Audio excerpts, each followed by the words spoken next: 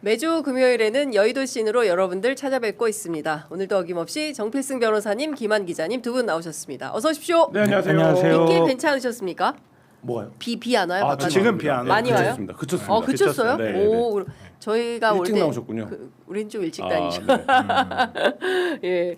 자, 그리고 저희가 이번 주에 행사가 있었어요. 취재 편의점 뿐만 아니라 청와대 춘추관에 오픈 스튜디오가 생겨가지고 저희가 이제 앞으로 다음 주부터는 당국자들, 고위 당국자 포함해서 모시고 인터뷰도 하고 또 청와대 소식도 전하는 청와대 출입 기자들의 100가지 이야기, 청기백기. 저희가 내주 월요일에 홍익표 정무수석 모시고 합니다. 1990년 노태우 이렇게 써 있더라고요. 거기에 무슨 그걸 뭐라 그러지? 표지석, 표지석 같은 거에 90년에 설립된 건데 36년 만에 최초로 아마 전 세계에 혹시 대통령실에 오픈 스튜디오 갖춘 나라들이 있어요? 백악관에 UFC 링이 설치된 건데. 그러니까 없다니까. 진짜 근데 우리나라 같은 소통왕. 우리나라 같은 청와대 같은 없어요. 규모가 없으니까 사실 네. 뭐 유럽의 나라들은 그냥 그렇죠. 건물이고 예. 관저 네. 원룸 하나. 우리는 어마어마합니다. 네, 여하튼 전 세계에서 최초일 수도 있는데 저도 좀 요 취재해 볼게요. 오픈 스튜디오가 얼마나 저도 시간이 없어서 못 알아봤는데 알아봐서 또 여러분들께 설명드리도록 하겠습니다. 오픈 스튜디오에서 방송 한번 하셔야죠. 저요? 네. 시간만 맞는다면 뭐 불러만 주시면. 예, 알겠습니다. 저희가 출입이 아니면 청와대 들어가기 너무 번거로워요. 번거로워요. 경호가 네. 까다롭습니다. 청와대 출입은 쉽지 않은데 여하튼 저희들이 한번 가능한지 살펴보도록 하겠습니다. 특별히 이제 정필승 변호사님 모시고 방송할 수 있을지 확인해 보도록 하겠습니다. 자, 오늘 광고부터 소개해드리고 출발하겠습니다. 자, 연일 이어지는 폭염으로 우리 피부는 땀 흘리고 늘어집니다. 그러다 보니 탄력이 떨어지는 것을 실시간으로 느낄 수 있는데요. 이럴 때일수록 지친 피부에 깊숙이 전해지는 피부 에너지 충전이 꼭 필요합니다. 무너진 피부를 심폐소생해줄 대박 아이템, 중장년층 사이에서 효과 제대로라며 난리난 입소문 대란템, 바로 주디메르의 신제품을 지금부터 소개하겠습니다. 자, 이번 신제품의 핵심이 있어요. 폭염에 지친 피부끼를 열고 차오른 탄력을 잠그다입니다. 저는 이 광고문 써주시는 업체 사장님께 정말 매번 이 아이디어를 내시더라. 얼마나 골몰하시겠습니까? 그 기막힌 열고 잠그는 공식 덕분에 여름철 텅 빈 피부 속의 탄력 에너지를 가득 충전하고 밖으로 달려나가지 못하게 자물쇠를 꽉 채워주는 그런 느낌입니다. 인체 적용 시험 결과 단 한 주 만에 피부 자생력이 무려 79.12%나 개선되는 게 확인이 됐다고 합니다. 와, 그야말로 피부 나이를 되감아주는 탄력 에너지 그 자체인 건데요. 지금 단독 프로모션으로 무려 8만 원 파격 할인이 들어간 역대급 혜택입니다. 만족 못하시면 이 회사는 정말 재밌는 게 100% 환불이 있어요. 만족 못한다, 이거 별로야, 그러면 100% 환불을 보장할 만큼 자신 있다고 합니다. 자, 구독자 여러분, 안 써볼 이유가 없습니다. 네이버 검색창에 주디메르를 검색하시거나 온라인 구매가 어려우시면 070-7791-7110 070-7791-7110으로 전화하시면 친절하게 안내해 드립니다. 그리고 지금 저희 방송 라이브 더보기창 그리고 고정 댓글 링크를 확인하시면 바로 이 상품 구매하실 수 있으십니다. 일단 써보고 아우 별로야, 그러면 100% 환불 보장 해드리니까요.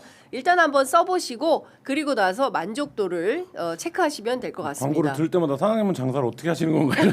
그러니까 이 사장이 걱정돼. 아니 그만큼 자신 있으니까 이렇게 하는데 자신감. 아니 직접 써보셨잖아요, 우리 정 네. 변호사님. 네. 지난주하고 피부가 진짜 달라졌는데? 잠깐만요. 아니야. 여기가 달라지셨어요, 진짜. 세수했어요. 아니야. 근데 진짜 주디메르 좋아요. 효과야. 네. 진짜. 가격을 생각해 보면 정말 좋아요. 정말. 제가 어. 여러분들 안 믿는데 네. 제가 대학원 다닐 때 별명이 무대요정이었어요. 에? 무대요정. 진짜? 네, 제가 건조가 심해가지고 촉촉한 걸 되게 좋아하고 자주 이렇게 물 계속 씻었구나. 하고 가습기 막 틀어놓고 막 그러고 있거든요. 예. 그리고 미스트 맨날 뿌리고. 뿌리고. 근데 제가 써본 미스트 중에 정말 손가락 안에 들을 정도. 주디메르 상품이 가격을 그냥 빼고 생각해요. 정말 근데 좋아요. 가격은 또 싸잖아요. 예. 정 변호사님 미스트 쓰는 남자였어요. 물의 요정이라니까요. 물의 요정. 앞으로는 물의 요정 정. 알겠습니다. 본격적으로 얘기를 굉장히 촉촉해지네요. 그러니까 예. 자, 본격적인 얘기를 좀 해 보도록 하겠습니다. 지금 여론조사 들어와 있나요? 10시 15분 지나고 있는데 들어왔는지 확인을 좀 해보도록 하겠습니다. 갤럽 여론조사 들어와 있네요. 대통령 직무평가 잘하고 있다 54, 잘못하고 있다 36, 정당 지지도 더불어민주당 41, 국민의힘 26, 무당층 25%입니다. 그리고 한명숙 총리, 신임 총리에 대한 평가 있는데요. 적합 31, 부적합 23, 판단 유보 46, 이거 지켜보겠다는 거죠. 그리고 부동산 전망, 앞으로 집값이 오를 것이다. 3월에는 29%였는데요. 7월에는 55%로 올랐습니다. 임대료 어떻게 되겠냐? 오를 것이다. 46에서 65%로 올랐습니다. 부동산 정책 잘한다. 3월에는 51%였는데 7월에는 26%로 떨어졌습니다. 잘못한다는 27%에서 46%로 올랐습니다. 대체적인 이런 조사가 있고요. NBS 조사도 잠깐 같이 살펴보겠습니다. 어제 발표된 전국 지표 조사에서 이재명 대통령 잘하고 있다. 전 조사 57에서 58%로 1%포인트 올랐고요. 부정평가는 33에서 35%로 올랐습니다.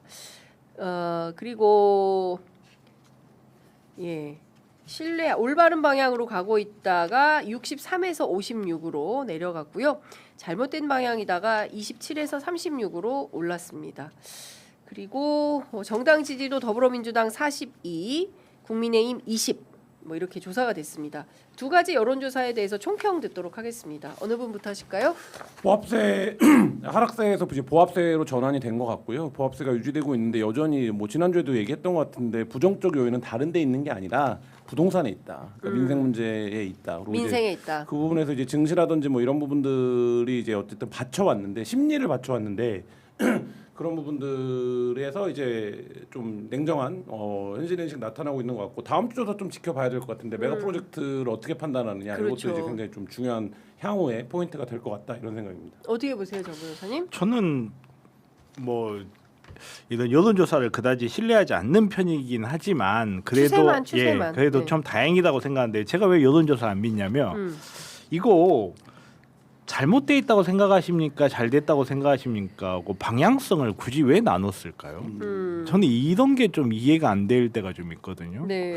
굳이 왜 이런 좀 분리가 되는 조사를 했을지 그리고 이걸 작성한 사람은 작성 의도가 있을 수 있어요. 근데 그 작성 의도를 답을 하는 사람이 반영하고 답을 하는 건 또 전혀 별개의 문제거든요. 네. 그래서 저는 좀 여론조사에 대해 비판적이긴 한데 그럼에도 불구하고 이번 여론조사 방향은 결국은 이제 사실 지방선거가 끝나고 나서 흔들리던 것을 이재명 대통령님이 메가 프로젝트 발표하고 문재인 대통령님 만나고 이러면서 민심을 다독인 결과다. 네. 잘하고 있기 때문에 잘 나오는 거다라는 부분에서는 전혀 이견이 없어요. 이게 일정 정도 반영이 됐을 수도 있을 것 같아요. 왜냐하면 29일 발표이고 갤럽 여론조사 기간이 6월 30일, 그러니까 화요일부터 7월 2일까지거든요. 그러니까 일정 정도는 메가 프로젝트가 발표가 된 이후에 이제 반영이 됐는데 그 이후에 이제 오늘 진주까지 하면 호남, 광주 그리고 아산, 충남 아산 그리고 오늘 진주까지 이제 쭉 돌고 그다음에 이후 주말 사이에 여론을 살펴보고 다음 주에 어떻게 나오는지 그것도 좀 종합해서 봐야 된다라는 말씀에 저도 동의를 좀 합니다. 자, 그리고 이것도 좀 살펴보도록 하겠습니다. 다음 주에요. 네. 그 내란숙의 윤석열 전 대통령에 대한 체포방해 혐의 대법원에서 상고심 선고를 하게 되는데요. 자, 이거는 정필승 변호사님께 먼저 여쭤보도록 하겠습니다. 어떻게 예상하십니까? 이건 그냥 산수만 해보면 돼요. 산수? 예. 네. 1심 판결이 4월달에 나왔거든요. 네. 그리고 대법원이 지금 7월 9일날 발표한다는 거잖아요. 네. 4개월 이내에 발표하는 거예요. 이러면 그냥 인용이다. 인용이다. 예, 그냥 아니야 인용이 아니라 기각이다. 기각? 예, 기각이다. 이거는 윤석열 의견을 들어볼 필요도 별로 없다라는 뜻에 가까워요. 네. 보통 이제 4개월 이내에 판단을 내릴 때는 심리 불속행이라 그래가지고 그 정말 대법관들 책상에도 안 올라가고 판단이 되는 경우가 많아요. 예. 근데 이거 이제 사건의 중대성이라든지 역사적 의미 같은 걸 봤을 때 예. 보면 전원 합의체도 올라가지도 않았거든요. 전원 합의체도 올라가지도 않고 그러면 부에서 대법원 부에서 판단한 것 같은데 예. 예 그러면 그냥 일치된 의견으로 2심 판단을 확정지을 가능성이 높다. 알겠습니다. 앞서 제가 한성숙 총리인데 한명숙, 한명숙 총리라고 예, 잘못 예, 얘기를 했다고. 얘기하려고 그러다가 제가 예. 잘못 들었나 해갖고. 예. 그러니까 제가 잘못 이야기했다고 댓글창에 지적 주셔서 그 바로 잡겠습니다. 너무나 송구합니다. 이런 지적이 방송을 좀 더 성숙하게 만듭니다. 네, 감사합니다. 어떻게 전망하세요, 우리 김환 기자님? 정 변호사님 말씀대로 이거를 뭐 무죄 취지 파기환송하진 않을 테니까. 설마? 예. 예. 뭐 그대로 가겠죠. 그리고 이제 얘기하신 것처럼 이제 대법관들이 보통 이제 한 달에 한 번 내지 2번 정도 회의를 하는데 예. 이렇게 짧은 기간 안에 판단이 난다라는 거는 그리고 이제 이게 뭔가 이견이 있었으면 전압으로 가던가 뭐 했을 텐데 그렇지 않았다라는 거는 뭐 이 부분 인정할 거고 사실 뭐 윤석열조차도 이 재판을 별로 그렇게 중요하게 생각하지 그럼요. 않기 때문에 예. 네. 대법원 입장에서도 큰 부담은 없다. 사실 본인 네. 입장에서는 이제 내란 재판이 제일 중요하겠죠. 요즘 보면 그것도 별로 중요하게 생각 안 하는 것 같아요. 근데 재판을 보고 있으면 너무 킹 받아 요즘 킹 말로. 받아. 예. 진짜 관심도 없고 심드렁하고 예. 이거 지금 뭐냐 뭐 이거 무슨 재판이냐 뭐 이렇게 묻는 그냥 태도고. 빨리 끝내고 그냥 네. 그가 감옥에서 편하게 그렇죠. 지낼 수 편한 있도록 여생을 보낼 수 예, 있게끔 그렇게 좀 정리하면 좋겠다. 재판을 계속하는 게 무슨 의미가 있냐 이제 이런 말씀까지 주신 건데요. 그래도 이거 역사적 재판이고 대한민국에서 21세기에 그것도 대한민국처럼 이렇게 빛나는 민주주의를 하고 있는 나라에서 비상계엄 내란을 일으킨 그 중요 사법 뭐라고 됩니까? 사범이기 때문에 이거는 뭐 국민들이 어쨌든 눈을 부릅뜨고 감시해야 되는 재판인 거다. 근데 이 이런 사건이 굉장히 중요한 사건이긴 해요. 왜냐하면 이게 이제 관절을 요새하고 사법질서 자체에 저항하고 그다음에 이제 여기서부터 윤 어게인이 시작이 된 거잖아요. 그렇기 때문에 이제 이 사건 굉장히 중요하고 그 흐름이 지금까지 이어져서 이제 각종 뭐 혐오나 차별이나 뭐 이런 것들을 낳고 있는 정치적인 기획의 흐름의 시작이기 때문에 굉장히 중요하고 요 재판이 이루어진 다음에 이거를 이제 같이 했던 이제 국민의힘 의원들이라든지 좀 확장돼서 예를 들면 사법질서나 사법제도에 저항을 하면 우리가 어떠한 이제 말하자면 처벌을 하는 기록을 남기는 걸까? 뭐 그들을 모두 다 형사처벌하고 이런 뭐 구속하고 이런 얘기가 아니라 그거 네. 자체를 하는 거는 굉장히 좀 필요한데 거기까지는 지금 못 나가고 있는 것 같아서 조금 뭐 아쉬움도 일단 있습니다. 특검에서는 체포방해 네, 혐의로 입건해서 세 병에- 수사한다라고 그렇습니다. 이야기를 했고 예.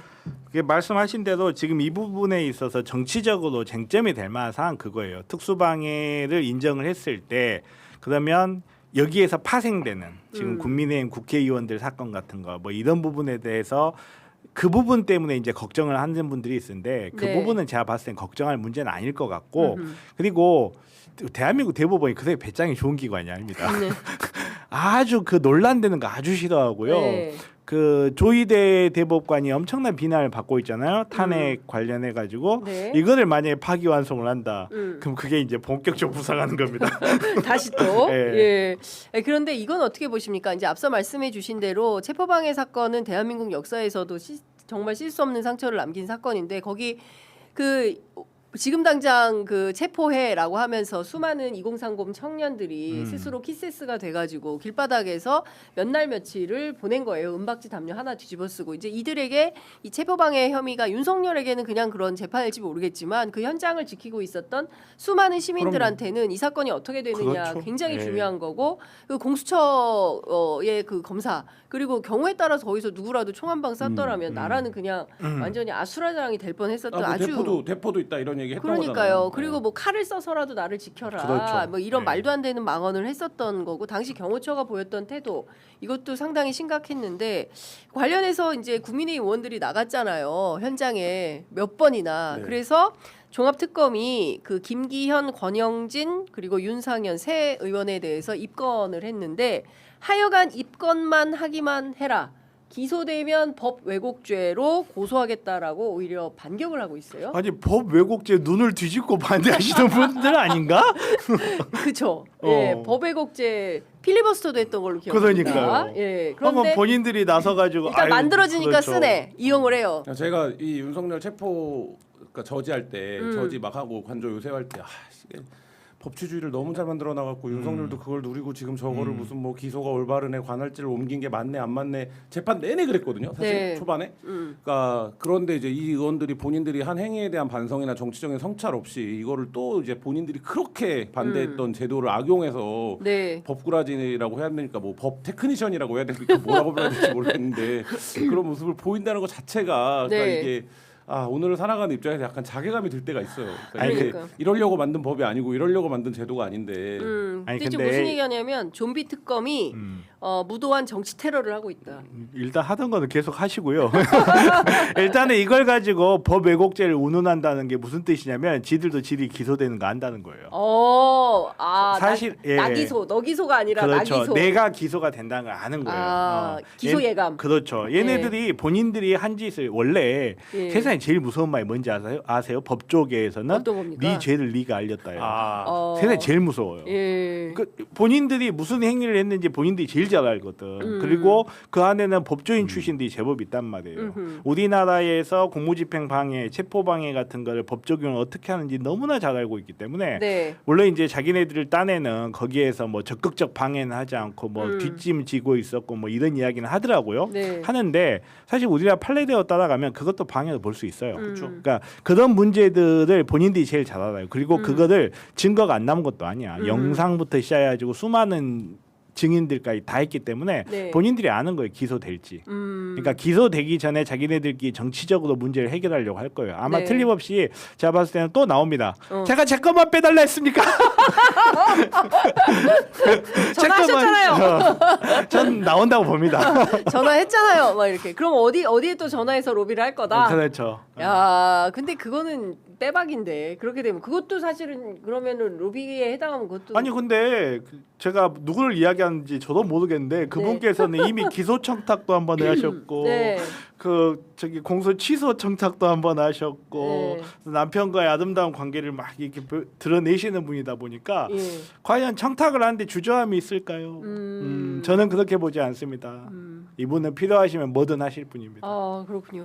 어쨌든 지금 특검팀에서 기소 가능성은 좀 높다고 봐야 되는 네. 거죠. 그렇기 때문에 법외국제로 맞받아치겠다라는 건데 이렇게 되면 체포방해 혐의로 윤석열 재판보다는 오히려 국민의힘 의원과 관련된 사건이 더 주목받는. 근데 반드시 처벌이 필요한 거 아닌가 맞아요. 싶어요. 당연하죠. 제가 네. 말씀드린 것처럼 이 부분에 대한 판례를 남기는 건 굉장히 중요한 거고 이게 다른 게 아니라 대통령까지 지낸 이가 국회의원을 지낸 이들이 대한민국의 형사사법제도 자체를 부인해 보겠다고 부정해 보겠다고 저항했던 거 아닙니까? 네. 근데 이 부분을 어떻게 처벌을 안 하고 넘어갈 수 있겠냐 이런 생각 들고 저는 서부지법 폭동 사태에 대한 처벌도 굉장히 약했다라고 생각하는 입장이에요. 그러니까 예를 들면 우리가 이른바 이제 그 범죄 예방에서 엄벌주의 얘기를 하는데 엄벌주의를 써봐야 한다면 그런 때라고 생각해요. 예를 맞아요. 들면. 맞습니다. 근데 이제 그거를 너무 약도한 처벌이 이루어졌는데 이 부분도 사실 이제 마찬가지로 적용을 해야겠죠.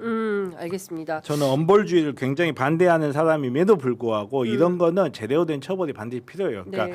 아니 이거를 만약에 처벌 안 하잖아요. 그러면 올공에서 그렇죠. 뺨 맞고 구속된 애는 네. 혼자 바보 되는 거야. 이거 처벌 안 하잖아요. 그러면 올공에 있는 애들 대부분 달려가야 돼요. 예. 그러면 연동돼서 그것도 좀 이게 뭐 그 할 얘기는 모르겠습니다만 대한민국 극우와 교실의 극우와 운동장의 극우와 뭐 우리가 지난주에도 좀 다루긴 했었는데 이게 이제 윤 어게인을 주장하면서 부정선거 윤 어게인을 이제 올공에서 막 그렇게 하고 있고요. 그러니까 이게 다 연장선인 거잖아요. 같은 맥락이죠. 같은 맥락인 거잖아요. 이게 저는 또 다른 측면에서는 보면 그 배재고등학교와 관련된 것도 좀 같이 봐야 되는 거라는 생각이 좀 드는데. 그러니까 이제 우리가 기성세대들이 미처 발견하지 못하는 어떤 알고리즘이라든지 이런데 윤어게인 부정선거 그다음에 이제 뭐 표현 이런 것들이 둥둥둥둥 떠다녀요. 그런 근데 것 같아요. 학교 교실은 점점 정치적으로 예민해져서 선생님들이 그런 부분들에 대한 교육을 하면 왜 그런 얘기하세요? 선생님 정치적 입장이 뭐예요? 이제 애들이 이렇게 묻는 지경에 이르렀어요. 그 나오더라고요. 선생님 좌빨이세요? 네, 그러니까 선생님들도 이제 그거를 피하려고 해요. 논란을 예. 일으키지 않으려고 하니까. 네. 그러면 그 공백을 뭐가 채우고 있냐? 그런 쇼츠와 알고리즘이 채우고 있는 거예요. 그러니까 아이들이 그 교육을 받고 있기 때문에 이렇게 버튼만 누르면 툭 치면 확 일어날 수 있는 이제 기반이 있는 평상시에는 뭐 이런 게 있나? 이게 부정선거였나? 이렇게 보다가 선관위 사태 같은 게 나니까 맞네 내가 여태까지 봤던 게 이런 이제 메커니즘으로 돌아가는 거거든요. 네. 크게 보면 그리고 이제 거기서 어떤 극우적인 표현들이나 이런 것들이 이른바 이제 밈화됐다라고 얘기하면서 애들한테는 이게 무슨 의미인지를 파악하기보다는 이거 하면 재밌네, 이거 하면 놀이. 이렇게 되는 과정인데 저는 뭐 이번 배제고 사태도 마찬가지고 이 과정에서 교육이던 기성세대든 뭐든 어떤 개입이 필요하다는 거예요. 이제 그러니까 네. 이거를 너무 오래 방치해왔어요. 네. 그래서 학교에서 애들 뭐 아침에 등교하면 핸드폰 걷고 저녁에 그 집에 갈 때 나눠주고 이런 정도로 대응을 하는 건데 애들이 그 빈 시간에 다 그걸 하고 있는데 우리가 거기서 뭐 예를 들면 그 기계를 어떻게 다뤄야 되는지 미디어를 어떻게 접근해야 되는지 거기서 나오는 정보들은 뭔지 이런 부분들에 대해서 교육적 관점에서 커리큘럼이라도 빨리 만들어서 애들을 대응시키고 고지해주고 얘기하고 이런 과정들이 필요한데 이거를 너무 오랫동안 방치해왔다. 그러니까 국영수를 중심으로 입시 교육만 달달달달 하다 보니까 민주 평화 시민 교육이 완전히 이 인권 교육 이런 게 완전히 뭐 없는 거죠. 국가가 국가의 세금을 들여서 사람들 교육을 시키는 거는 민주적 시민으로서의 기본 소양을 갖추라는 거예요. 네.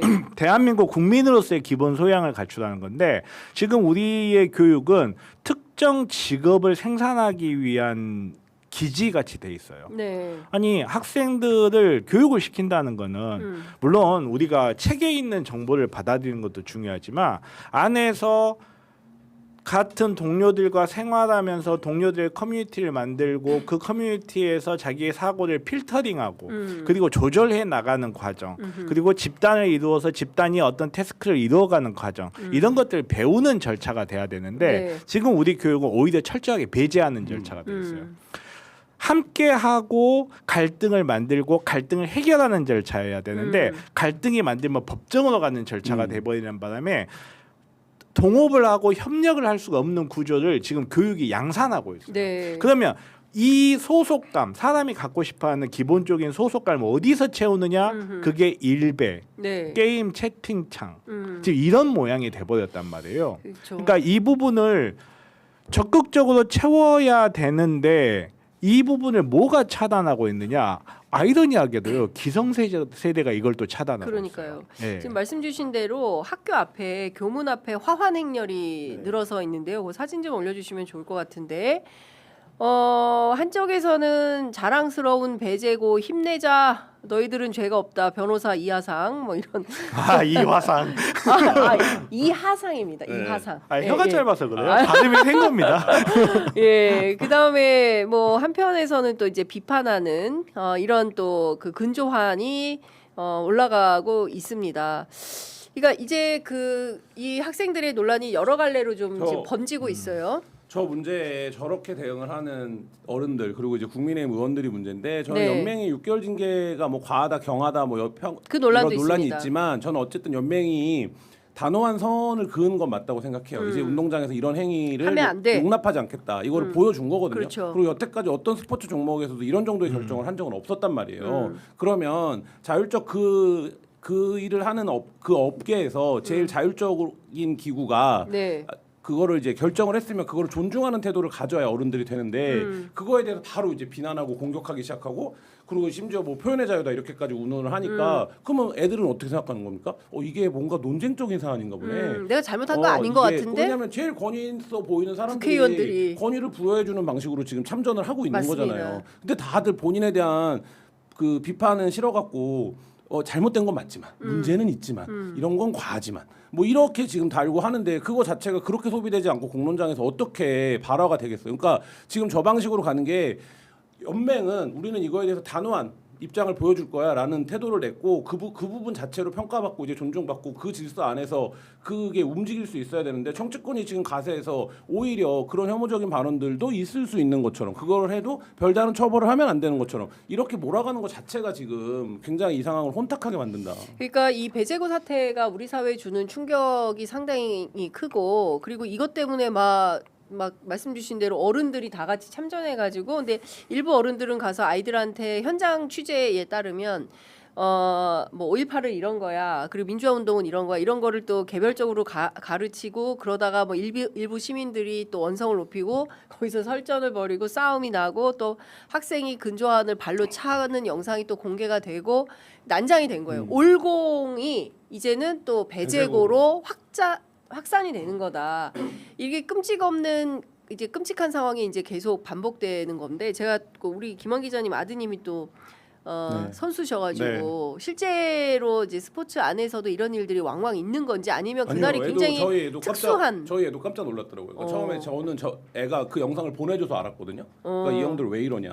이거 중학생도 안 하는 짓인데 왜 이러냐? 아 뭐 고등학생들이 왜 이러냐? 중학생도 안 하는 거를 뭐 이런 얘기를 하고 뭐 저는 평상시에도 그런 얘기를 많이 해서 이제 뭐 이게 이런 거다 저런 거다 얘기를 해줬는데 어쨌든 그렇게 하는 거 자체에 대해서 약간 좀 놀란 것 같고 근데 이제 기본적으로 상대팀에 야지를 주는 문화는 좀 있어요. 그러니까 어쨌든 이게 뭐 그게 뭐 바람직하냐 바람직하지 않냐가 아니라 그 현실로 좀 존재했던 부분인데 이제 그런 부분들에 대해서 근데 이제 문제는 이것도 어른들의 문제인데 그러니까 예를 들면 이제 적정선이라는 표현을 우리가 쓰잖아요. 그럼 우리가 어디까지 해야 되는지 스포츠는 기본적으로 예를 들면 도파민을 폭파시키는 행위인 거잖아요. 뭐 그런 과정들이 있더라도 이게 선이 뭔지 이런 걸 거줘야 되는 거고 그래서 우리보다 훨씬 더 열기가 뜨거운 뭐 영국이나 스페인이나 미국도 다 각각의 영국 같은 경우에는 법이 있어요. 이 혐오 표현이나 운동장에서 그렇죠. 차별에 대한. 스페인 같은 경우도 이 각각의 굉장히 복잡한 규정들을 갖고 있다고요. 미국도 마찬가지. 미국 굉장히 뭐 자유스러운 걸로 얘기하지만 예를 들면 라틴계 학생들이랑 경기하는데 뭐 그 멕시칸 음식 던졌다라고 우승도 박탈해버리고 막 이렇게 하거든요. 운동장 안에서 그거 하지 말라라는 게 되게 명확한 게 있는데 저도 몰랐는데 우리도 보니까 규정에 있더라고요. 근데 물론 그거를 세분화시키고 이게 과정이 필요하겠지만 그 어쨌든 이제 그거를 적용시키는 거. 근데 현장에서 심판이 인지를 못했던 것 같아요. 그 얘기는 무슨 얘기입니까? 규정으로는 존재했지만 그렇게 무용하다는 얘기예요. 무용했던 예. 얘기예요. 예. 그러니까 그런 것들에 대한 교육을 일단 강화시키고 현장에 감독 관리관이 있는 거 아닙니까? 예. 뭐 그런 부분들을 좀 해가는. 그러니까 이게 어쨌든 학생 스포츠이기 때문에 좀 교육적 과정으로 이게 전개되는 이런 게 필요하지 않을까라는 생각 듭니다. 이 진짜 좀 뭐 말씀 주신 대로 뭐 외국에는 헤이트 스피치 금지법 이런 것도 있고 그래서 우리가 뭐 여러 가지로 혐오 차별 안 되는 금지법 만들자고 했는데 지금 아직도 안 이게 되고 국회에서 잘 안 되고 있어서 참 답답한 상황이고 관련해서 어제 정근식 서울시 교육감이 5.18 민주화 운동 조롱과 관련해 가지고 광주 제1고등학교에 그 교장한테 직접 전화를 걸어서 사과 위로도 하기도 하고 또 이 배제고 학생들한테 역사교육, 인권교육 하겠다라는 입장 그리고 이제 총괄적으로 서울 교육감인 정근식 교육감이 이제 사과하는 이런 일도 있었습니다. 이런 걸로 어떻게 넘어갈 수 있을까요? 전혀 넘어가면 안 되죠. 그러니까 우리나라에 차별 혐오에 관한 법이 없는 거는 우리나라에 차별 혐오가 없었기 때문이에요, 사실. 네. 이게 눈에 띄게 갈등의 양상이 되기 시작한 지는 사실 그닥 오래되지 않았어요. 오래되지 않았고 특히나 이 혐오와 차별적인 것들이 사회의 양지에서까지 흘러나오기 시작한 게 얼마 되지 않았거든요. 굉장히 낯선 현상이란 말이에요. 한국에서는. 낯선 현상이다 보니까 법을 만드는 것도 쉽지가 않죠. 그러다 보니까 그 법을 만들려면 적당한 계기가 있어야 되고 그 계기를 표준화시킬 만한 표본들이 있어야 되는데 네. 우리나라는 그 모든 것들이 많이 부족해요. 아직은. 하지만 이번 일을 계기로 해서 표준화를 만들고 법적으로 어떻게 이 부분을 판단할 것인지에 대한 기준을 만들어 놓지 않으면 이거 가지고 계속될 거예요. 이런 문제가. 그러니까 진짜 우리 막 저는 한 가지만 얘기하고 싶은데 서울시가 2010년부터인가 계속 진보교육감이에요. 16년쯤 됐을 거예요. 뭘 했냐를 한번 물어보고 싶어요. 그러니까 예를 들면 진보교육감입니다. 제가 진보 단일 후보입니다. 해서 교육감이 됐는데 그 16년 동안 서울교육에서는 무엇을 했냐 과연. 그러니까 지금 뭐 2030 얘기도 많이 하고 하는데 그러면 결국에 우리가 교육감 직선제를 하는 거에 이유가 있을 텐데 근데 이제 우리가 볼 때 진보교육감이 16년이나 계속 해왔는데 학교 현장은 하나도 뭔가 개선된 게 없고 오히려 뭐 참교육 같은 드라마가 나와야 되는 현장이 되어버렸다면 그러면 우리가 시민들이 진보교육감을 연속해서 선택한 거에 기대하는 바나 바랬던 바들이 있을 거잖아요. 제가 아까 얘기했던 예를 들면 뭐 미디어 리터러시 교육이라든지 뭐 민주시민의 소양에 관련된 거라든지 교육감이 할 수 있거든요. 할 수 있는 영역들이 있는데 그런 부분들이 안 되고 어떤 사건이 났을 때 정근식 교육감이 사후에 이렇게 대응을 해서 우리가 이제 누구나 생각할 수 있는 정도의 방법들을 얘기해서 뭔가 사태를 무마시키려고 하면 당연히 반대쪽에서는 야 왜 이 사건에만 이렇게 열심히 대응해 교육감이 정치적이다 이렇게 비판을 해도 교육감 입장에서는 사실 뭐 그러면 보다 더 근원적이고 제도적이고 자기가 직의 권한을 가지고 할 수 있는 일들을 해내겠습니다. 이런 얘기가 다시 답으로 나와야 되는데 아직 그렇진 않은 것 같거든요. 그 부분에 대해서 이제 다른 방송에서 한번 좀 진지하게 이야기를 나눈 적이 있는데 저는 교육감 선거에 정당을 되찾아줘야 된다고 생각해요. 교육감이 중립적이라는 사실은 말도 안 되는 건데 세상에 중립이 어디 있습니까? 아무튼 중립적이어야 된다라는 그 개념에서 교육감 선거에 정당을 배제를 시켰어요. 그러다 보니까 아니 교육감이 혼자 할 수 있는 게 뭐가 있어요? 입법이 받쳐줘야 되는데 예를 들어서 지금 학교 현장에서 일어나고 있는 많은 일들 그거 교육감 단독 할 수 있는 게 아무것도 없습니다. 사실상 거기에 법이라는 잣대가 들어오기 시작하고 거기가 시장이 돼버렸어요. 그러기 시작하면 교육감이 본인의 영역에서 할 수 있는 게 없고 그러다 보니까 애들은 학교에선 자고 학원 가서 공부하는 이런 총극이 벌어지는 거거든요. 오래됐습니다. 그렇죠. 그 현상을 그러면 근본적으로 막으려면 교육감 혼자서 할 수 있는 게 아니에요.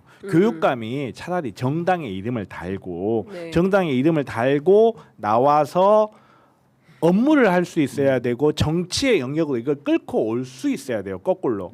이거 교육을 정치적 중립이어야 된다고 얘기하는데 정치적으로 중립이 되려면요. 양극단을 알아야 중립이 될 수 있는 거예요. 어디서부터 어디까지가 중립이고 어디서부터 어디까지가 뭐 아닌지 이거를 어떻게 판단하냐고요. 오히려 빨간색도 보여주고 파란색도 보여주면서 야 이게 빨간색이야 이게 파란색이야 어떤 게 네 마음에 들어 아 섞어 보라색이 너한테 마음에 드니 이런 기회를 줘야지 세상을 회색을 만들어 놓고 자 이게 너희들 사는 세상이야 다 크면 세상의 컬러도 변해 뭐 이렇게 가르치는 것도 아니고 그러니까요. 근데 지금 생각해 보면 그거 너무 큰 담론이어서 그거는 나중에 뭐 제가 보기엔 국회 차원에서 토론회도 좀 필요하고 이런 것 같고요. 그 따지고 보면 스벅부터 시작인 것 같거든요. 이제 스벅부터 해서 일베의 어떤 그 놀이 문화처럼 이제 조롱과 혐오가 놀이가 되고 뭐 이 상태는 오래됐지만 지금 이게 이제 배제고까지 쭉 이어지는 이런 상황인 건데 여기선 또 이런 얘기도 있어요. 아이들이 또 무슨 죄냐? 이런 아이들을 가르친 코치나 감독이나 교사들이 문제 아니냐? 학교 당국은 싹 빼고 왜 아이들만 이런 징계를 받아야 되느냐? 또 이런 주장을 하는 국회 교육위원회 김준혁 의원도 계세요. 이건 어떻게 보세요? 제가 근데 여러 방송에서 이 얘기를 하면 이해관계자라고 사람들이 봐서 부담스럽긴 한데 학부모. 네, 부담스럽긴 한데 이런 건 있는 것 같아요. 그러니까 예를 들면 우리 사회는 어떤 일이 벌어지면 그걸 논의하는 방식이 뭔가 다 탑다운이어야 될 것 같다라는 생각을 해요. 그래서 연맹이나 뭐 정부나 교육청이 강한 징계를 해서 이 문제를 바로잡아야지 누구를 강하게 제재해야지 이런 얘기를 많이 하는데 사실 문제 해결이 훨씬 더 효과적이고 가치적인 건 뭐냐면 아래에서부터 이거에 대한 자율적 의사결정들을 해나가는 거거든요. 그러니까 저는 연맹이 일단 그걸 한번 했다고 생각해요. 그러니까 예를 들면 저는 여태까지 보면서 학원 스포츠나 프로 스포츠 통틀어서 6개월 출전 정지를 준 거를 팀 차원, 그러니까 예를 들면 개인들은 있죠. 개인의 일탈들에 대해서는. 근데 이제 그거를 연맹이 일단 한 거고 그러면 이제 그 다음에 또 어제 연맹이 밝힌 것처럼 어떤 조치들을 하겠다라고 했잖아요. 네. 그럼 그 조치들을 할 때 각종의 이제 말하자면 민원도 있을 거고 이견도 있을 거고 할 건데 그거를 조율해 가는 과정에서 그럼에도 불구하고 이게 문제다라는 어떤 전범을 만들어내는 과정 그리고 그거가 자율적으로 수행되는 과정을 좀 지켜봐줄 필요가 있다라는 생각은 들어요. 근데 여기서 예를 들면 뭐 문체부 장관이 나서서 혹은 뭐 누가 나서서 이 사건이 너무 뜨겁다. 그러니까 빨리빨리 이제 관련자들 징계하고 끝내자. 이렇게 가는 건 오히려 쉽죠. 네. 네. 그러니까 저는 이제 그런 좀 시간 이게 왜냐면 분명히 이 사건의 축이 교육에 걸쳐 있기 때문에 그러니까 네. 예를 들면 이걸 우리가 그 과정의 컨텐츠를 풀어줘야 이 정리가 될 거라는 생각은 들고 그래서 지금 당장 감독을 어떻게 하자 뭐 그 심판을 어떻게 하자 이런 얘기는 쉽고 간명한데 사실 그렇게 해서는 해결이 나지 않는다. 저도 동의합니다. 알겠습니다. 네. 근데 다만 어른들의 책임에 대한 논의는 분명히 그렇죠. 있어야 될 것 같아요. 그걸 외면하자는 뜻은 아니고 네. 근데 그렇다고 해서 무조건 이거를 징계를 해가지고 처리해야 된다. 이것도 문제가 다른 문제가 될 수 있는 사안이다. 알겠습니다. 근데 선수들한테 6개월 출전 정지는 굉장히 큰 징계에 해당하기 때문에 이제 운동장에서 이거 하면 안 돼라는 것은 확실하게 그 신호를 준 거다 이렇게 봐야 될 것 같고요. 운동장 얘기 나온 김에 축구협회 얘기도 좀 해보도록 하겠습니다. 32강 탈락을 했는데 홍명보 감독은 며칠 있다가 바로 또 미국으로 가버렸어요. 뭐 주머니 손 이것도 또 논란이 되고 있는데 축구협회 취재하셨다면서요. 예전에 예전에. 일이죠. 근데 이제 그 영상이 유튜브에 돌아가고 엄청 사람들이 막 보내주고 하는데 네. 21년 젊은 시절의 전과, 기만은 어땠는지 보고 싶네. 예. 21년 전과 지금이 예. 하나도 달라진 게 없다. 20년 동안 예. 매일 제자리 걸음이다. 아휴 네, 왜 그런 거예요? 왜 이렇게 구조적인 부분들이 있고 인맥 축구 고대 라인 뭐 이런 그러니까 얘기 이런 거죠. 나오네요. 예를 들면 그러니까 이게 정몽준까지 거슬러 올라가야 돼요. 어디? 정몽준. 정몽준. 네. 야. 90년대 언제죠? 90년대 예. 후반에 축구협회는 90년대 축구협회는 종목의 위상에 비해서 사실 수입이 별로 없었어요. 네. 그러니까 이제 재벌가들이 스포츠를 지원한다 이런 명목하에 현대가가 들어온 거잖아요. 근데 우리한테 변환기적 사건이 생겼죠. 2002년 월드컵이라고 하는. 오. 그래서 그 2002년 월드컵을 하면서 엄청난 스폰서 계약이 붙고 이제 축구의 위상이 엄청 높아진 거죠. 근데 지배 방식은 변하지 않은 거죠. 그리고 오히려 그 전까지 축구협회를 이끌어왔던 현대가 직원들이 이제 축구계 주류가 된 거예요. 현대 직원들이. 예. 그 과정에서 선거 방식이라든지 감독 선임이라든지 이런 것들이 계속 네. 이 이제 종목의 위상과 4년마다 온 국민이 여기에 도파민을 걸어야 되는 이 상황에 견져서 너무 비민주적이고 낙후된 방식으로 운영이 되어 온 거죠. 그러니까 단적으로 보면 홍명보 감독이 선임될 때만 하더라도 뭐 누구 감독 외국 감독 누구 면접을 받네 실명으로 구체적으로 이름이 돌았어요. 근데 네. 결국엔 임명된 건 홍명보인데 그 홍명보가 임명된 과정을 보니까 축구협회 선배가 찾아가고 이거 선수도 유명한 선수죠. 이임생이라는 선수인데 네. 지금 이제 이사죠 축구협회 가갖고 진짜 옛날 사람인 것 같은데. 그렇죠 옛날 사람이죠. 근데 같은 또 고대 출신이에요. 근데 가갖고 빵집에서 설득했다는 거 아닙니까? 근데 그래서 이제 몇 시간 만에 설득 끝에 홍명보가 그것도 굉장히 코미디적인 과정이었는데 그때 이미 프로 축구팀 감독에서 현직이었어요. 그러면 국가대표팀 감독을 맡으면 이 팀을 버리고 와야 되는 거예요. 근데 그것도 웃긴네. 그거에 비판이 엄청 많았는데 예. 그때 홍명보가 했던 유명한 말이 뭐냐면 나는 나를 버렸다라고 얘기를 했어요. 뭔 소리 하는 거야? 근데 축구 팬들은 무슨 얘기를 했냐면 2014년에 홍명보라고 하는 인물을 한번 실패했었어요 감독으로서. 예. 그때도 지금과 똑같은 문제들이 제기가 됐었습니다. 예를 들면 작전이 없다, 전술이 없다, 인맥 중심으로 고집이 선수들을 세다. 쓴다. 예. 뭐 그다음에 소통이 잘 안 된다. 예. 근데 이번에도 지금 똑같은 상황이고 예. 10년 전 실패를 축구협회는 다시 선택한 거예요. 예. 왜? 그게 제일 쉬운 카드니까 자기네들이 관리하기가. 예. 그래서 결국엔 지금 이 상황까지 왔고 과정에 여론이 악화되면서 이제 정몽주는 사퇴 의사를 밝혔는데 정몽주가 사퇴하면 뭐하냐 여전히 선출 방식이 축구협회 대의원 200명이 체육관에서 회장을 뽑는 방식인데 그러면 이거는 말이 되느냐 근데 축구협회가 민간 사단법인이라는 얘기를 하는데 어쨌든 세금이 들어가요. 물론 그 자율적으로 만드는 금액이 훨씬 크지만 네. 세금은 들어가거든요. 그러면 이 방식을 개선하지 않으면 우리는 어쨌든 4년마다 같은 실패를 반복할 수밖에 없는 상황인데 그 실패가 지금 이제 한 20년 넘었죠. 네. 지금 축구협회 관련해서 국회 문체위 차원에서 청문회를 한다는 거예요. 그런데 이 홍명보 감독이 청문회 증인으로 출석을 안 하면 이 청문회가 맹탕 청문회다 또 이렇게 언론이 비판을 할 텐데 증인 출석하겠죠? 오라고 하면 내일이라도 오겠죠? 저는 축구를 전혀 모르니까 이쪽을 받아보십시오. 오겠죠. 오는데 저는 온다고 한들 그 청문회가 그 실속 있게 진행될 거라고 생각하진 않아요. 호통 청문회. 네, 호통 치고 이제 끝나겠죠. 왜냐면 당신 뭐야? 뭐 이렇게. 우리가 몇 년 전에 그 야구 대표팀에서 누구를 뽑았네 아시안 게임 실패했을 때 청문회를 한번 봤잖아요. 네. 그때 굉장히 야구 팬들 입장에서는 부르르 떨리는 주옥 같은 장면들이 많이 나왔거든요. 왜냐하면 야구에 대한 이해가 전혀 없어 국회의원들이. 보이는 국회의원들이 진짜 말하자면 밑도 끝도 없는 질문을 하니까 그거 이제 수십 년 어쨌든 야구를 욕하지만 야구를 봐왔던 팬들 입장에서는 부르르 하는 거거든요. 저기 뭐 하는 거냐 지금. 아무것도 모르고 아무것도 나와가지고 모르면서. 황당한 질문하고 근데 국회의원들이. 축구협회 청문회도 사실 그렇게 될 가능성이 있어서 할 거면 네. 지금 이제 여론에 편승해서 한다기보다는 준비를 굉장히 잘해야 될 거고 뭐 이런 과정들이 필요하겠죠. 네. 어쨌든 지금 제일 중요한 것은 본질을 바꾸는 것 같아요. 대통령께서도 이 축구협회 사태에 대해서 X에 글을 올려서 대단히 비판하고 오히려 대통령이 이 문제도 또 축구 32강 탈락한 거에 대해서 대통령이 사과를 하는 일이 사태가 벌어졌어요. 그러니까 제가 보기에는 이거는 좀 대한민국의 좀 격에 맞지 않는 일이 계속 벌어진다라는 말씀을 좀 드려야 될 것 같습니다. 뭐 20년 전 사진을 보여줘야 된다는 우리 김민수 작가의 요청이 있는데 뭐 어떤 사진을 보여주라는 거예요? 저게 왜 중요한 거죠? 저게 이제 네. 기만은 젊었다? 2005년도 PD 수첩에서 축구협회 문제를 고발했을 때 저랑 이제 주진우 기자가 인터뷰를 했었는데 저게 주진우 기자예요? 네, 주진우 기자예요. 그래서 제가 어느 방송에서 얘기했는데 저게 지금 유튜브에서 엄청 돌고 있는데 이제 그 압축한 내용이 근데 이제 저거를 딴 제가 사람 같네. 주진우 선배가 명예훼손으로 고발해야 된다.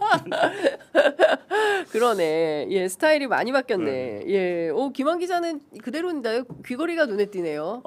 세련됐어. 젊었던 예. 젊은 시절의 김한은 귀걸이까지 하고 다니는 기자였다. 힙했다. 예, 자 우리 변호사님이 말씀할 기회를 드리도록 하겠습니다. 최근 뉴스토마토 보도에 따르면 검찰이 보이스피싱 마약 일부 범죄에 대해서만 합동수사기구를 통해서 예외적 수사권 보장이 필요하다 이런 의견을 청와대에 개진하고 있다라는 거예요. 형사법 예외 조항을 둬가지고 수사 역량의 공백을 막아야 한다라는 순수한 뜻으로 이해해야 됩니까? 뭐 말 같지 않은 소리 하고 있어. 아니 수사 역량의 공백이 그렇게 아쉬우면 네. 본인들이 가면 돼요. 본인들이 중수처도 가면 돼. 네. 그 수사 역량이 그렇게 걱정이 되면 그리고 뭐 마약 범죄 관련 이야기가 나오고 보이스피싱 이야기가 나오는데 저 마약범 사건 보이스피싱 사건 제법 많이 했거든요. 예. 검찰이 수사한 거 본 적이 없어요. 얼핏 생각했을 때 검찰이 마약 사건 아니 얼핏 생각하고 깊이 생각하고 검찰이 마약 사건 보이스피싱 사건을 직접 한 게 몇 건이나 될까요? 네. 저는 이거 상당히 의심스럽거든요.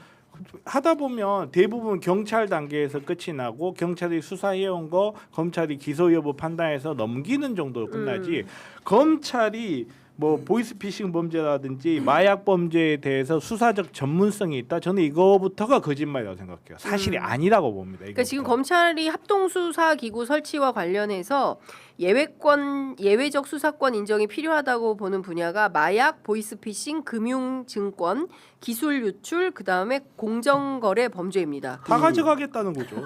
그러니까 저는 지금 5대 분야 싹 다 변호사님처럼 수사. 예를 들면 두 가지가 부적절하다고 보는데 네. 첫 번째는 이 얘기를 검찰이 하는 게 부적절해요. 그렇죠. 예를 들면 이 얘기를 네. 제도를 운영하는데 이런 부분은 문제가 있을 것 같은데 제도를 설계하는 쪽에서는 얘기를 할 수 있는데 네. 검찰이 이거를 제안하는 게 부적절하다. 그렇죠. 일단 일종의 정치권 네. 이런데 국회에서 그렇죠. 네. 그리고 그 9개라고 지금 얘기를 하는데 분야가 말씀하신 대로 보이스피싱과 마약을 넣은 건 뭐 범위를 넓히겠다라는 것밖에 안 되는 것 같아요. 이거는 네. 실제로 검찰 단위에서 수사가 이루어지는 게 아니라 경찰이 다 수사를 해서 넘겨주는 건들이거든요. 네. 근데 이제 이거가 들어간 거는 그러니까 보이스피싱이 들어가는 거는 사이버가 다 들어가는 거예요. 그러면 사이버가 지금 제일 크거든요. 네. 규모가. 그럼 뭐 이제 제일 큰 거를 두 개를 일단 뺐다라는 거고 저는 금융증권이라든지 기술유출 공정거래 범죄는 이게 이제 말하자면 인지 사건으로 수사가 돼야 되는 경우들이 많고 투서가 되고 전문성이나 여러 가지 부분들에서 뭐 필요성이 있다라고 하면 요 부분 정도는 뭐 예를 들면 검찰이 아니라 뭐 어떤 이제 트랙을 설계할 수 있다고 보는데 지금 이 검찰이 제안은 너무 속보이는 제안이다. 네. 너무 섣불 아니 제가 봤을 때는 저는 네. 어떻게 나눠지냐면요. 금융증권 기술유출 공정거래 범죄는 돈 되는 거 우리가 할 테니까 그리고 보이스피싱 마약은요 사람들 감정 건드리기 용입니다. 사람들이 생각했을 때 이건 절대 악이다라고 생각하고 이게 민생에 관련이 있으니까 이건 좀 민감하지 않나 이렇게 생각하게끔 설계해서 낸 건데 이거 사실상 그냥 다 하겠다는 말하고 별 차이가 안 나요. 이거는 뭐 여기에 이제 뭐 폭력이나 살인 뭐 이런 게 빠지지 않느냐 뭐 이렇게 이야기하는데 그거 솔직히 돈 안 되는 사건. 네. 그냥 진짜로 간단하게 얘기해서 이거는 검찰이 그 동안에 이쪽에 있어서 뭐 어떤 독보적인 능력을 보여준 게 있느냐라는 부분에서 판단했을 때 저는 없다고 생각해요. 근데 어쨌든 지금 정부가 합동수사 기구를 출범시켜야 된다라고 판단하는 것은 검찰 수사 전문성이 축적된 공정거래, 기술 유출 범죄 요거는 필요하다라고 본다는 거로 이제 뉴스토마토 보도에 나왔어요. 네. 제도 설계하는 과정에서 예를 들면 특정 분야에서는 아직까지 어떤 분야에 대해서는 수사 능력이 있는데 그것도 사실 검찰이 얘기하는 것 자체는 맞아요. 부적절해요. 부적절해요. 네. 그리고 정부안이라는 게 예. 그 정부안 누가 만들었을까요? 검사들이 만들었다라는 그렇죠. 얘기가 많이 있죠. 검사들이 만든 거예요. 자기네들이 생각했을 때 음. 자기네들이 뭐 가장 뭐 전문성이 있다라고 생각해서 이야기하는데 불법 의약 범죄 본인들이 무슨 전문성이 있어요? 불법 의약 범죄 지금까지 본인들이 수사를 마무리 단계에서 처리해서 기소해 왔다라는 네. 것 이거는요 마치 윤석열이 네. 저기 누구야 우리 금융감독위원장 뽑으면서 이 친구가 이거 금융 사건 많이 해봐가지고 네. 전문가 이렇게 말하는 거 똑같은 거예요. 네. 말도 안 되는 소리고 그리고 우리 검찰의 수사권 수사 역량 이 이야기를 할 때 빠진 전제가 하나 있어요. 다른 것과 비교된 적이 없어요. 네. 한 번도 그냥 얘네들이 계속 해왔기 때문에 얘네들이 잘 하고 하겠거니라고 추정하고 업무를 하는 거예요. 이거는 마치 축구협회가 우리들이 잘 하겠거니 하는 거와 똑같은 거예요. 네. 니들 중에 나보다 축구 전문가 있어? 이렇게 말하는 거와 똑같은 거예요. 그러니까. 이미 에러가 입증된 조직. 예. 문제가 있다라는 게 입증이 됐고 연성대란에 성공한 조직이에요. 이 조직을 기존에 있던 거 어떻게든 좀 써먹어 봐야 되지 않을까라고 생각하는 것 자체가 잘못된 생각이에요. 네. 근데 이제 이게 검찰이 치고 들어오는 타이밍이 보면 지금 민주당의 전당대회 때문에 여러 가지로 그거 이렇게 정신이 분산되어 있고 그다음에 이거를 바로 하자라고 주장은 하지만 지금 형사소송법 개정 이후에 그러면 어떤 제도들을 어떻게 재배치하고 재배열할 건지에 대한 논의 사실상 안 이루어지고 있는 상황에서 네. 딱 이 카드를 정부에 내는 거는 검찰의 어떤 타이밍 의도가 너무나 있는 거죠. 명백한 의도가 있다. 이제 이런 비판 주셨습니다. 이렇기 때문에 아마도 검찰의 그 보안 수사권은 국물도 없을 것 같다. 근데 정말로 네. 이제 최근에 기사들이 마구 나옵니다. 그 경찰들이 잘못한 뭔가 네, 기사들이 많이 맞아요. 나와요. 예. 권순일 대법관 왜 공소기각 나왔죠? 검사들이 잘못했습니다. 그 뉴스 나오는 거 보셨어요?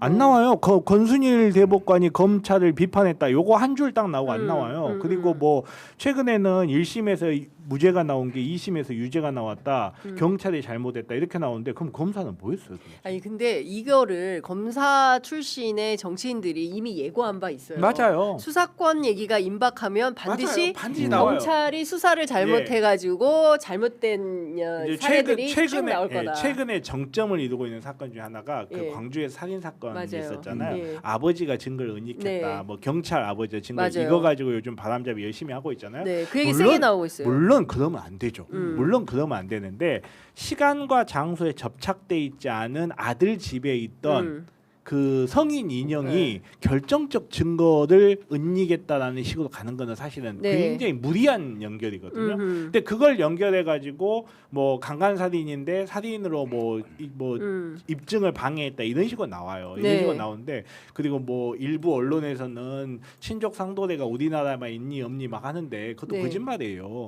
대륙법계 국가에서는 친족 상도례 거의 다 있습니다. 네. 그리고 저기 이게 과연 중요한 증거의 은닉이냐? 물론 그걸 잘했다라고 하는 게 아니에요. 잘했다라고 하는 게 아닌데 그게 마치 어마어마하게 중요한 증거인 양 이야기하는데 사실 그 범인은 본인에게 맞는 범죄 혐의로서 기소돼서 지금 재판 중에 있어요. 네. 근데 이제 와서 마치 경찰 출신의 큰 무슨 비리가 있는 것처럼 이야기를 하는데 사실 약산 살인 사건 진범을 잡고도 그냥 놔준 검찰들이 할 말 아니거든요. 그러니까 이제 서로 이런 건데 관련해서 이제 정성호 법무장관이 이 증거인멸죄에서 친족 특례의 조항 이것을 개선해야 된다라는 얘기가 나오는 것 같습니다. 그러니까 말씀 주신 대로 어제 오늘 사이에 그 광주 여고생 살해 장윤기 그 물품과 예. 관련해서 현직 경찰의 고위직인 아버지가 증거인멸을 해서 이것은 친족이기 때문에 수사 대상이 아니어서 감찰을 한다는 거지 않습니까? 경찰 당국이 감찰을 한다는 것이고 관련해서 제도 개선도 필요하다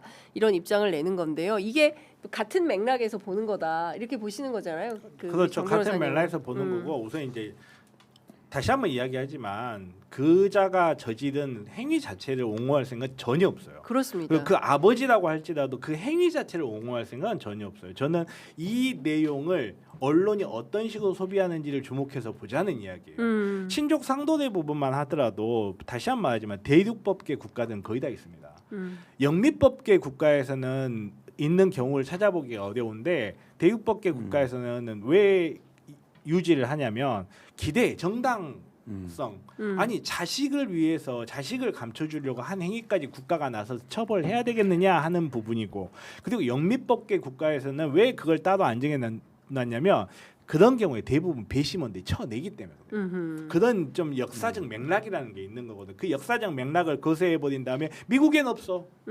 아니 미국에는 수사권도 없어 검찰. 네. 아니 왜 그거는 이야기 안 해? 네. 왜 다른 나라에 없는 걸 유지하려는 목적으로 네. 다른 나라에 있는 걸 마치 우리나라에만 있는 것처럼 이렇게 호도를 해서 네. 언론 장난을 하느냐. 이 관련해서 더불어민주당 정책위 의장인 한정혜 의원이 어제 그 부친의 증거 인멸 논란과 관련해서 친족 특례 폐지법을 발의했다라는 소식도 전해드리도록 하겠습니다. 벌써 58분이어가지고요. 저희가 다음 의제로 좀 넘어가도록 하겠습니다. 어제 중앙일보가 김성태 전 쌍방울 회장과의 단독 인터뷰를 보도했어요. 지난달 25일에 했다는 건데요. 지난달 25일에 했는데 왜 어제 냈지? 그것도 조금 뭐 이상하긴 한데 여하튼 본인이 이거는 그 쌍방울 대북송금 아니고 김성태 대북송금으로 명명을 해달라. 이재명 대통령하고 상관이 없다 뭐 이런 주장을 하면서 연어 술 파티는 없었다라고 계속 그 얘기를 하고 있어요. 그러면서 종이컵에 물을 따라서 술처럼 마셨다. 이런 얘기를 하고 있습니다. 그러니까 무슨 얘기냐면 이 사건 전체는 본인, 그러니까 쌍방울 회사의 대주주인 김성태 회장이 한 것이다. 그거는 하면 안 된다라는 주장이고 동시에 그 연어 술 파티 의혹에 대해서도 이화영 전 부지사의 착각이다. 종이컵에 물을 따라 소주라고 생각하고 잔을 부딪히면서 한 적이 있다. 이제 이런 얘기를 아주 상세히. 근데 이것은 뭐냐면 지금까지 한 번도 나오지 않았던 새로운 얘기입니다. 그러니까 경우에 따라서는 레거시 미디어를 통해서 김성태 쌍방울 회장이 이 사건의 길을 좀 바꾸려고 하는 건가? 또 새로운 프레임을 만들어서 하려고 하는 건가라는 생각을 하게 되는데 우리 김한 기자 이 사건 취재 오래 했죠. 오래 했는데 잘 모르겠어요. 힘들어. 그러니까 전체적인 골격은 뭐 김성태 그 회장이 얘기하면서 좀 이게 이런 말하자면 골격이었구나, 이런 구도였구나, 이런 거는 이제 이해가 되는데 요 디테일들에 대해서는 너무 진술이 엇갈리니까 이 디테일들에 대해서는 누구 말이 맞는지, 그리고 이제 김성태 회장의 진술도 일관되냐 그렇진 않아요. 그러니까 뭐 그 부분에 계속 바뀌어요. 그 부분에 문제가 있고, 근데 저는 그래서 오히려 이게 약간 정무적 실패가 있었어요, 이 사건에.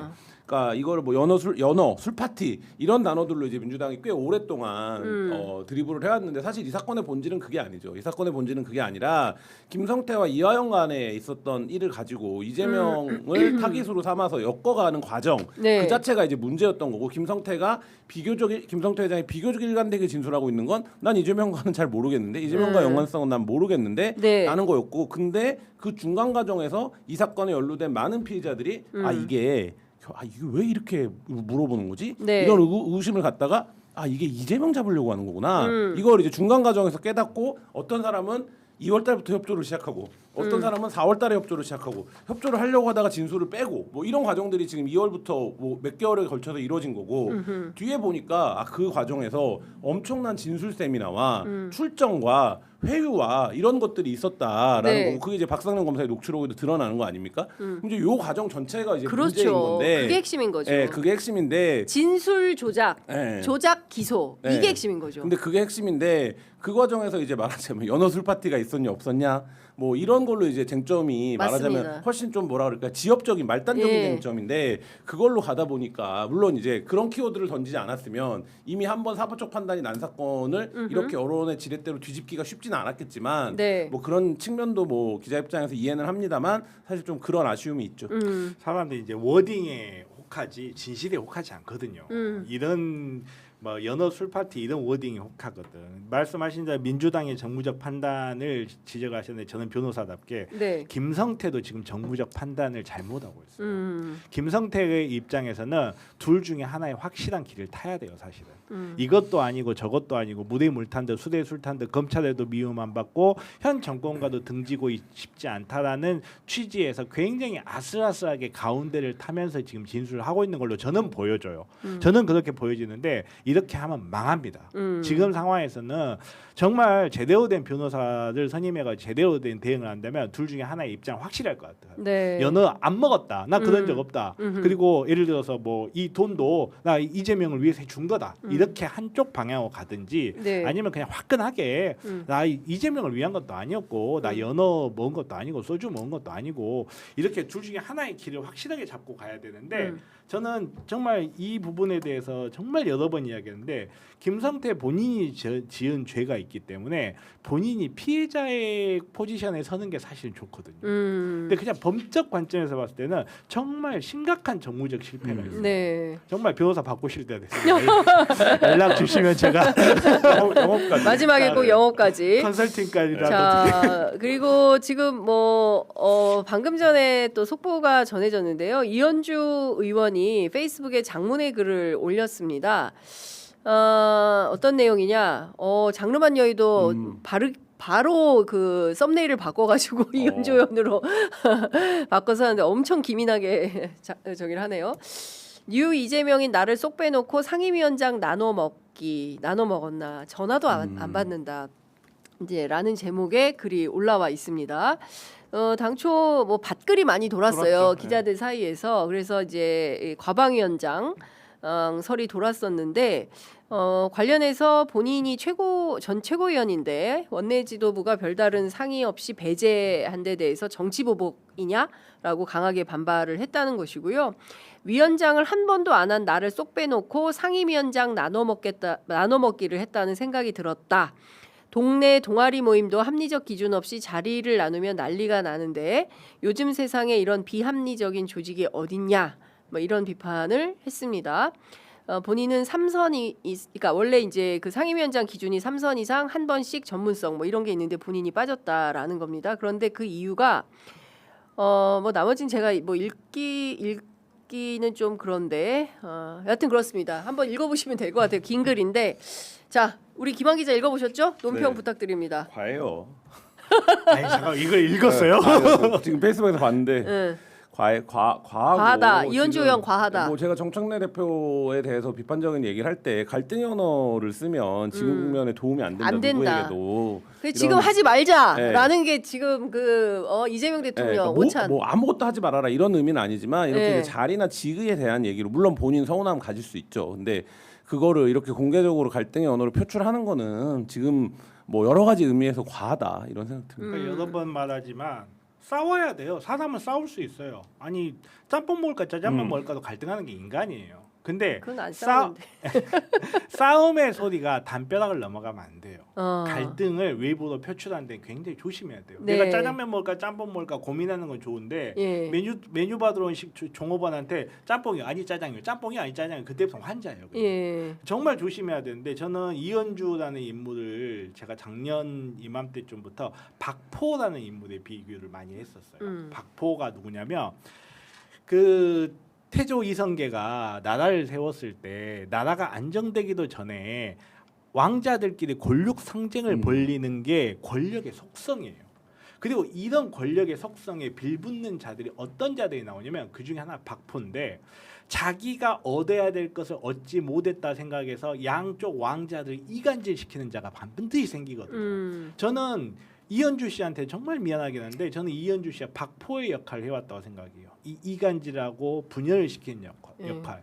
그리고 그 박포의 최후는요. 양쪽 모두에서 버림을 받아지게 됩니다. 그거는 어느 역사에서 바뀌는 적이 없어요. 근데 정말 지금 와서 본인 또 상임 위원장에서 떨어졌다고 해서 이런 식으로 바깥으로 본인의 불만을 공개적으로 표출하는데요.